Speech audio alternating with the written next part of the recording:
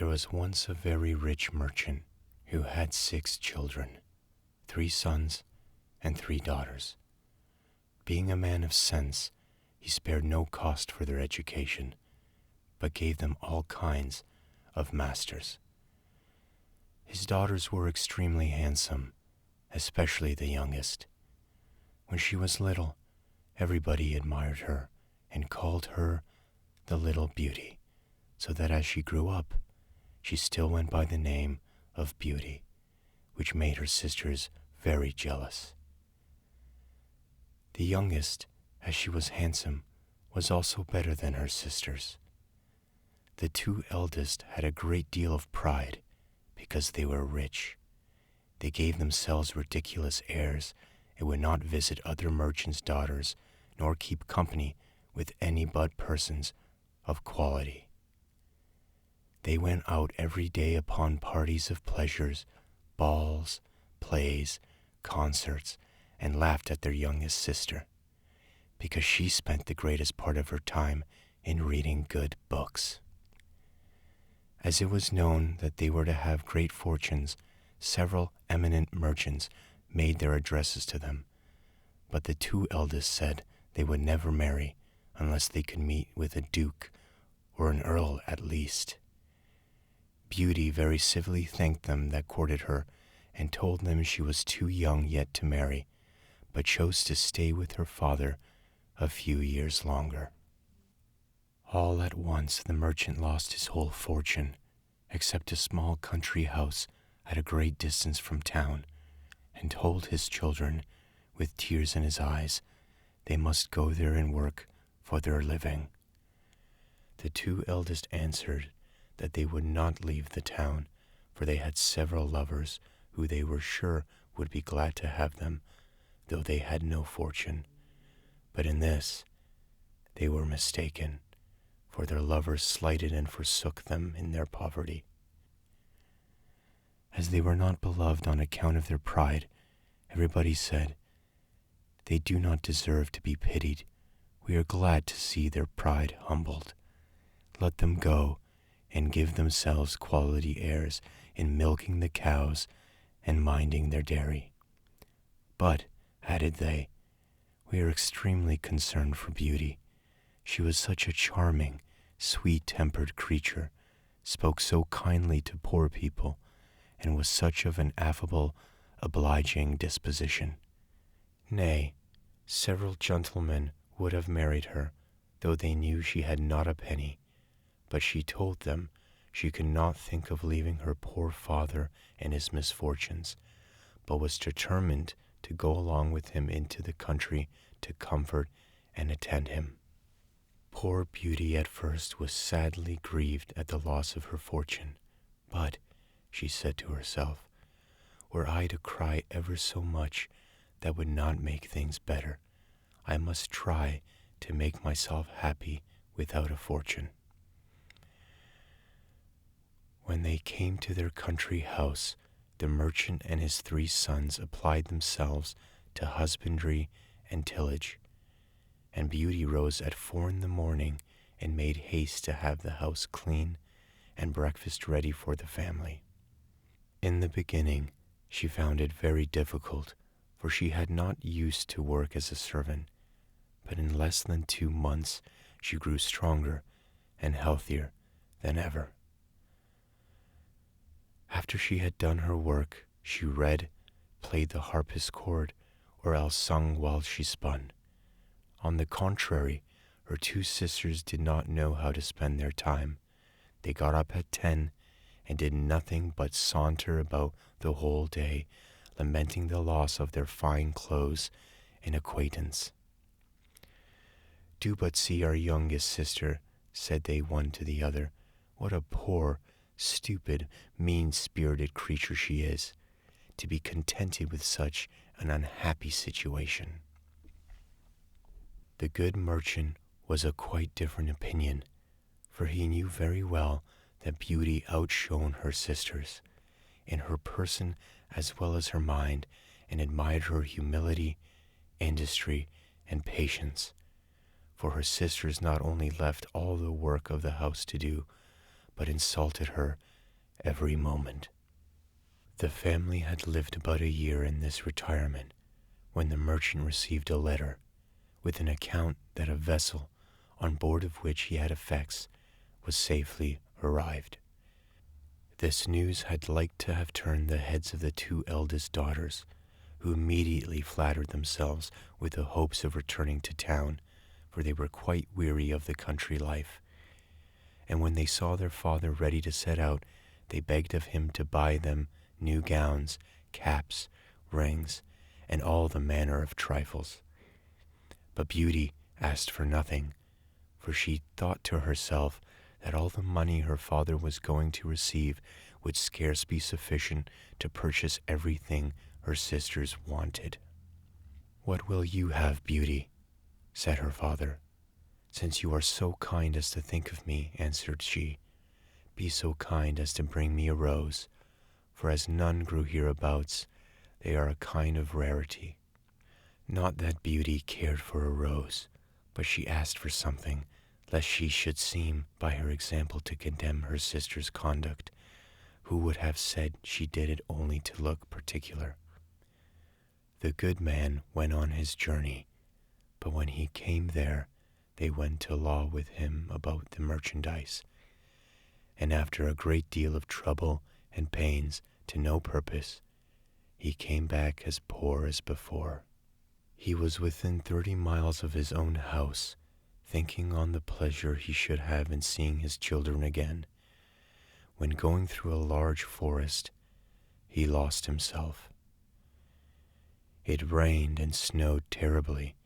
Besides, the wind was so high that it threw him twice off his horse, and night coming on, he began to apprehend being either starved to death with cold and hunger, or else devoured by the wolves, whom he heard howling all around him, when on a sudden, looking through a long walk of trees, he saw a light at some distance, and going on a little further, perceived it came from a palace illuminating from top to bottom. The merchant returned God thanks for his happy discovery, and hasted to the palace, but was greatly surprised at not meeting anyone in the outcourts. His horse followed him, and seeing a large stable open, went in, and finding both hay and oats, the poor beast, who was almost famished, fell to eating very heartily. The merchant tied him up to the manager and walked towards the house, where he saw no one, but entering into a large hall, he found a good fire and a table plentifully set out, but with one cover laid. As he was wet quite through with the rain and snow, he drew near the fire to dry himself. "I hope," said he, "the master of the house or his servants will excuse the liberty I take. I suppose it will not be long before some of them appear." He waited a considerable time till it struck 11, and still nobody came. At last he was so hungry that he could stay no longer, but took a chicken and ate it in 2 mouthfuls, trembling all the while. After this, he drank a few glasses of wine, and growing more courageous, he went out of the hall and crossed through several grand apartments with magnificent furniture, till he came into a chamber which had an exceeding good bed in it. And as he was very much fatigued, and it was past midnight, he concluded it was best to shut the door and go to bed. It was 10 the next morning before the merchant waked, and as he was going to rise, he was astonished to see a good suit of clothes in the room of his own, which were quite spoiled. "Certainly," said he, "this palace belongs to some kind of fairy, who has seen and pitied my distress." He looked through a window, but instead of snow, saw the most delightful arbors interwoven with the most beautiful flowers that ever were beheld. He then returned to the great hall, where he had supped the night before, and found some chocolate ready made on a little table. "Thank you, good Madam Fairy," said he aloud, "for being so careful as to provide me a breakfast. I am extremely obliged to you for all your favors." The good man drank his chocolate and then went to look for his horse, but passing through an arbor of roses, he remembered Beauty's request to him and gathered a branch on which were several. Immediately he heard a great noise and saw a frightful beast coming towards him, that he was ready to faint away. "You are very ungrateful," said the beast to him in a terrible voice. "I have saved your life by receiving you into my castle, and in return you steal my roses, which I value beyond anything in the universe. But you shall die for it. I give you but a quarter of an hour to prepare yourself, to say your prayers." The merchant fell to his knees and lifted up both his hands. "My lord," said he, "I beseech you to forgive me. Indeed, I had no intention to offend in gathering a rose for one of my daughters who desired me to bring her one." "My name is not my lord," replied the monster, "but beast. I don't love compliments, not I. I like people should speak as they think, and so do not imagine I am to be moved by any of your flattering speeches. But you say you have got daughters. I will forgive you on one condition, that one of them come willingly and suffer for you. Let me have no words, but go about your business, and swear that if your daughter refuse to die in your stead, you will turn within 3 months." The merchant had no mind to sacrifice his daughters to the ugly monster, but he thought, in obtaining this respite, he should have the satisfaction of seeing them once more. So he promised upon oath he would return, and the beast told him he might set out when he pleased. "But," added he, "you shall not depart empty-handed. Go back to the room where you lay, and you will see a great empty chest. Fill it with whatever you like best, and I will send it to your home." And at the same time Beast withdrew.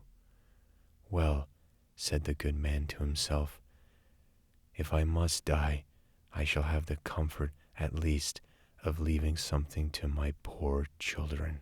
He returned to the bedchamber, and finding a great quantity of broad pieces of gold, he filled the great chest the beast had mentioned, locked it, and afterwards took his horse out of the stable, leaving the palace with as much grief as he had entered it with joy. The horse, of his own accord, took one of the roads of the forest, and in a few hours the good man was at home. His children came around him, but instead of receiving their embraces with pleasure, he looked on them, and holding up the branch he had in his hands, he burst into tears. "Here, Beauty," said he, "take these roses, but little do you think how dear they are like to cost your unhappy father," and then related his fatal adventure. Immediately the 2 eldest set up lamentable outcries, and said all manner of ill-natured things to Beauty, who did not cry at all. "Do but see the pride of that little wretch," said they. "She would not ask for fine clothes, as we did, but no, truly, Miss wanted to distinguish herself, so now she will be the death of our poor father, and yet she does not so much as shed a tear." "Why should I?" answered Beauty. "It would be very needless, for my father shall not suffer upon my account. Since the monster will not accept of one of his daughters, I will deliver myself up to all his fury, and I am very happy in thinking that my death will save my father's life, and to be a proof of my tender love for him." "No, sister," said all 3 brothers, "that shall not be. We will go find the monster, and either kill him or perish in the attempt." "Do not imagine any such things, my sons," said the merchant. "Beast's power is so great that I have no hopes of your overcoming him. I am charmed with Beauty's kind and generous offer, but I cannot yield to it. I am old and have not long to live, so can only lose a few years, which I regret for your sakes alone, my dear children." "Indeed, father," said Beauty, "you shall not go to the palace without me. You cannot hinder me from following you." It was to no purpose all they could say. Beauty still insisted on setting out for the fine palace, and her sisters were delighted at it, for her virtue and amiable qualities made them envious and jealous. The merchant was so afflicted at the thoughts of losing his daughter that he had quite forgot the chest full of gold. But at night, when he retired to rest, no sooner had he shut his chamber door than to his great astonishment he found it by his bedside. He was determined, however, not to tell his children that he has grown rich, because they would have wanted to return to town, and he was resolved not to leave the country. But he trusted Beauty with the secret, who informed him that 2 gentlemen came in his absence and courted her sisters. She begged her father to consent to their marriage and give them fortunes, for she was so good that she loved them and forgave them heartily all their ill usage. These wicked creatures rubbed their eyes with an onion to force some tears when they parted with their sister, but her brothers were really concerned. Beauty was the only one who did not shed tears at parting, because she would not increase their uneasiness. The horse took the direct road to the palace, and towards evening they perceived it illuminating as at first. The horse went of himself into the stable, and the good man and his daughter came into the great hall, where they found a table splendidly served up and 2 covers. The merchant had no heart to eat, but Beauty endeavored to appear cheerful, sat down to table, and helped him. Afterwards, thought she to herself, Beast surely has a mind to fatten me up before he eats me, since he provides such a plentiful entertainment. When they had supped, they heard a great noise, and the merchant, all in tears, bid his poor child farewell, for he thought Beast was coming. Beauty was sadly terrified at his horrid form, but she took courage as well as she could, and the monster having asked her if she came willingly, "Yes," said she, trembling. "You are very good, and I am greatly obliged to you, honest man. Go your ways tomorrow morning, but never think of returning here again. Farewell, Beauty." "Farewell, Beast," answered she, and immediately the monster withdrew. "Oh, daughter," said the merchant, embracing Beauty, "I am almost frightened to death. Believe me, you had better go back and let me stay here." "No, father," said Beauty in a resolute tone. "You shall set out tomorrow morning and leave me to the care and protection of Providence." They went to bed and thought they should not close their eyes all night, but scarce were they laid down then they fell fast asleep, and Beauty dreamed. A fine lady came and said to her, "I am content, Beauty, with your good will. This good action of yours, in giving up your own life to save your father's, shall not go unrewarded." Beauty waked and told her father her dream, and though it helped to comfort him a little, yet he could not help crying bitterly when he took leave of his dear child. As soon as he was gone, Beauty sat down in the great hall and fell a-crying likewise. But as she was mistress of a great deal of resolution, she recommended herself to God, and resolved not to be uneasy the little time she had to live, for she firmly believed Beast would eat her up that night. However, she thought she might as well walk about till then and view this fine castle, which she could not help admiring. It was a delightful, pleasant place, and she was extremely surprised at seeing a door, over which was wrote, Beauty's apartment. She opened it hastily and was quite dazzled with the magnificence that reigned throughout. But what chiefly took up her attention was a large library, a harpsichord, and several music books. Well, she said to herself, I see they will not let my time hang heavy on my hands for want of amusement.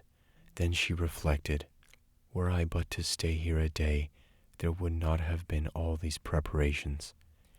This consideration inspired her with fresh courage, and opening the library, she took a book and read these words in letters of gold. Welcome, Beauty. Banish fear. You are queen and mistress here. Speak your wishes, speak your will. Swift obedience meets them still. Alas, said she with a sigh, there is nothing I desire so much as to see my poor father and to know what he is doing.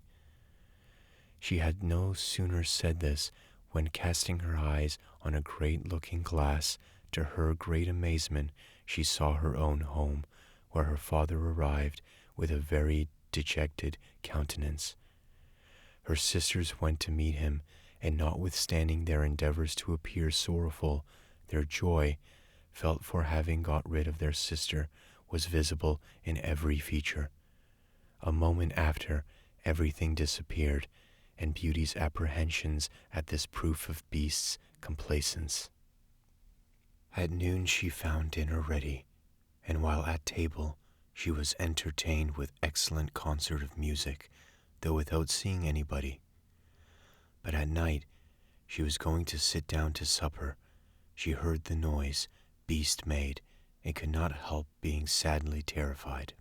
Beauty, said the monster, you will give me leave to see you sup. That is as you please, answered Beauty, trembling. No, replied the Beast, you alone are mistress here. You need only bid me begone, if my presence is troublesome, and I will immediately withdraw. But tell me, do you not think me very ugly? That is true, said Beauty, for I cannot tell a lie, but I believe you are very good-natured. So I am, said the monster, but then, besides my ugliness, I have no sense. I know very well that I am a poor, silly, stupid creature. 'Tis no sign of folly to think so, replied Beauty, for never did fool know this, or had so humble a conceit of his own understanding.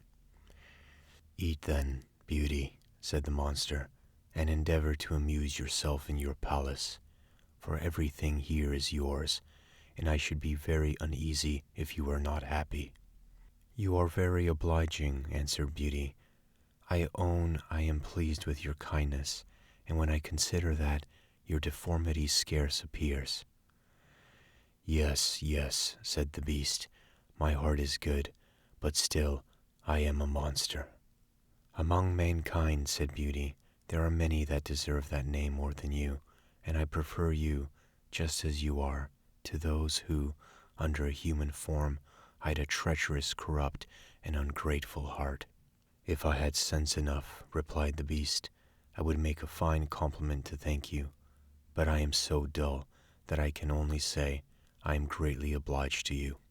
Beauty ate a hearty supper, and had almost conquered her dread of her monster, but she had like to have fainted away, when he said to her, Beauty, will you be my wife?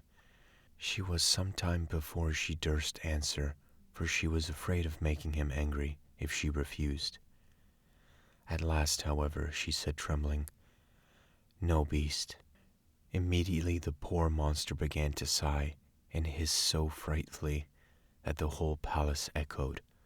But Beauty soon recovered her fright, for Beast having said in a mournful voice, Then farewell, Beauty, left the room, and only turned back now and then to look at her as he went out. When Beauty was gone, she felt a great deal of compassion for poor Beast. Alas, said she, 'tis a thousand pities anything so good-natured should be so ugly.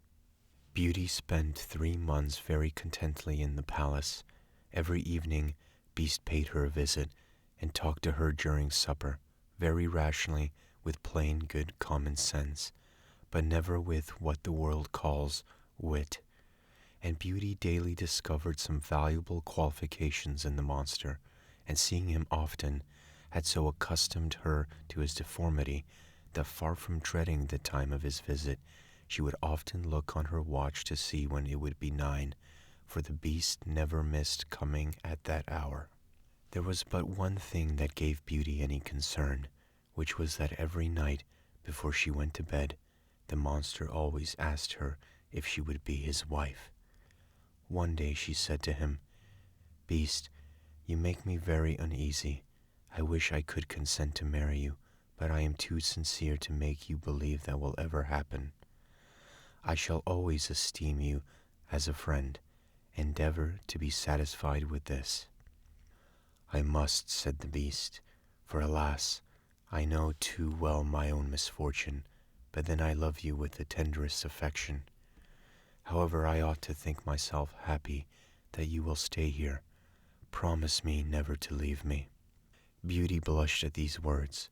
She had seen in her glass that her father had pinned himself sick for the loss of her, and she longed to see him again. "I could," answered she, "indeed promise never to leave you entirely, but I have so great a desire to see my father that I shall fret to death, if you refuse me that satisfaction." "I had rather die myself," said the monster, "than give you the least uneasiness. I will send you to your father. You shall remain with him, and poor Beast will die with grief." "No," said Beauty, weeping, "I love you too well to be the cause of your death. I give you my promise to return in a week. You have shown me that my sisters are married and that my brother's gone to the army. Only let me stay a week with my father, as he is alone." "You shall be there tomorrow morning," said the Beast, "but remember your promise. You need only lay your ring on the table before you go to bed. When you have a mind to come back, farewell, Beauty." Beast sighed as usual, bidding her good night, and Beauty went to bed very sad at seeing him so afflicted. When she walked the next morning, she found herself at her father's, and having rang a little bell that was by her bedside, she saw the maid come, who, the moment she saw her, gave a loud shriek, at which the good man ran upstairs and thought he should have died with joy to see his dear daughter again. He held her fast, locked in his arms, above a quarter of an hour. As soon as the first transports were over, Beauty began to think of rising, and she was afraid she had no clothes to put on, but the maid told her that she had found in the next room a large trunk full of gowns covered with gold and diamonds. Beauty thanked good Beast for his kind care, and taking one of the plainest of them, she intended to make a present of the others to her sisters. She scarce had said so when the trunk disappeared. Her father told her that Beast insisted on her keeping them herself, and immediately both gowns and trunk came back again. Beauty dressed herself. In the meantime they sent to her sisters, who hasted thither with their husbands. They were both of them very unhappy.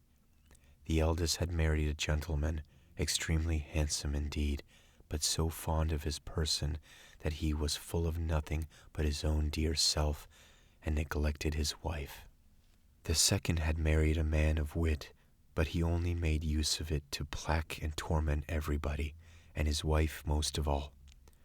Beauty's sisters sickened with envy when they saw her dressed like a princess, and more beautiful than ever, nor could all her obliging, affectionate behavior stifle their jealousy, which was ready to burst when she told them how happy she was. They went down into the garden to vent it in tears, and said to one another, "In what is this little creature better than us, that she should be so much happier?" "Sister," said the eldest, "a thought just strikes my mind.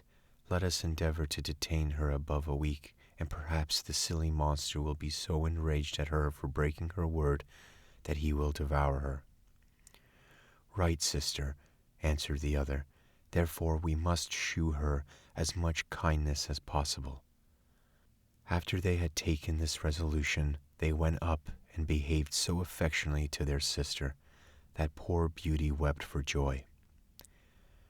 When the week was expired, they cried and tore their hair, and seemed so sorry to part with her that she promised to stay a week longer. In the meantime, Beauty could not help reflecting on herself for the uneasiness she was likely to cause poor Beast, whom she sincerely loved and really longed to see again. The 10th night she spent at her father's, she dreamed she was in the palace garden, and that she saw Beast extended on the grass plot, who seemed just expiring, and, in a dying voice, reproached her with her ingratitude. Beauty started out of her sleep, and bursting into tears, "Am not I very wicked," said she, "to act so unkindly to Beast, that has studied so much to please me in everything? Is it his fault that he is so ugly and has so little sense? He is kind and good, and that is sufficient. Why did I refuse to marry him? I should be happier with the monster than my sisters are with their husbands. It is neither wit nor a fine person in a husband that makes a woman happy, but virtue, sweetness of temper, and complaisance, and Beast has all these valuable qualifications. It is true, I do not feel the tenderness of affection for him, but I find I have the highest gratitude, esteem, and friendship, and I will not make him miserable. Were I to be so ungrateful, I should never forgive myself." Beauty, having said this, rose, put her ring on the table, and then lay down again. Scarce was she in bed before she fell asleep, and when she waked the next morning, she was overjoyed to find herself in Beast's palace. She put on one of her richest suits to please him, and waited for evening with the utmost impatience. At last, the wished-for hour came. The clock struck 9, yet no Beast appeared. Beauty then feared she had been the cause of his death. She ran crying and wringing her hands all about the palace, like one in despair. After having sought for him everywhere, she recollected her dream and flew to the canal in the garden where she dreamed she saw him. There she found poor Beast stretched out, quite senseless and, as she imagined, dead. She threw herself upon him without any dread, and finding his heart beat still, she fetched some water from the canal and poured it on his head. Beast opened his eyes and said to Beauty, "You forgot your promise, and I was so afflicted for having lost you that I resolved to starve myself.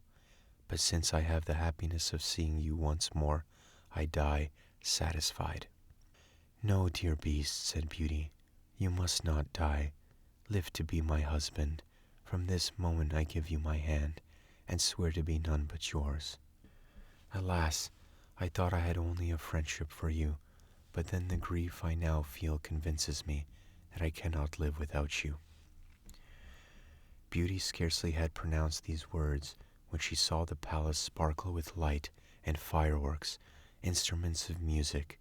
Everything seemed to give notice of some great event, but nothing could fix her attention.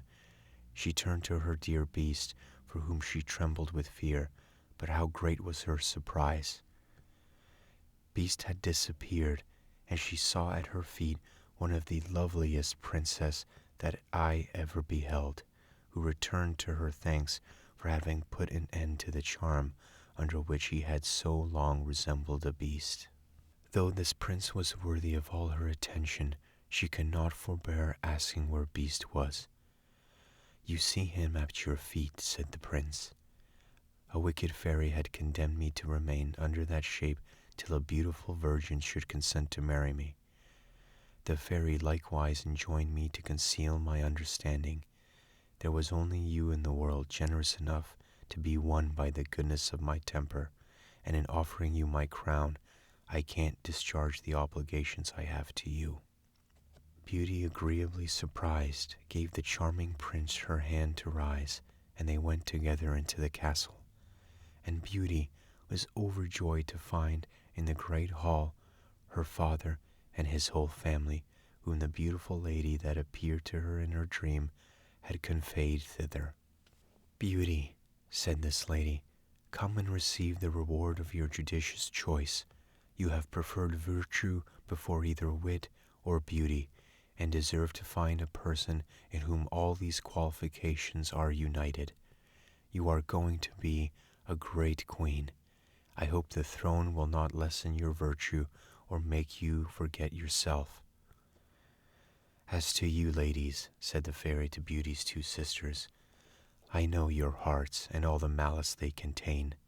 Become two statues, but under this transformation still retain your reason. You shall stand before your sister's palace gate, and be it your punishment to behold her happiness. It will not be in your power to return to your former state till you own your faults, but I am very much afraid that you will always remain statues. Pride, anger, gluttony, and idleness are sometimes conquered, but the conversation of a malicious and envious mind is a kind of miracle." Immediately the fairy gave a stroke with her wand, and in a moment all that were in the hall were transported into the prince's palace. His subjects received him with joy. He married Beauty, and lived with her many years, and their happiness, as it was founded on virtue, was complete.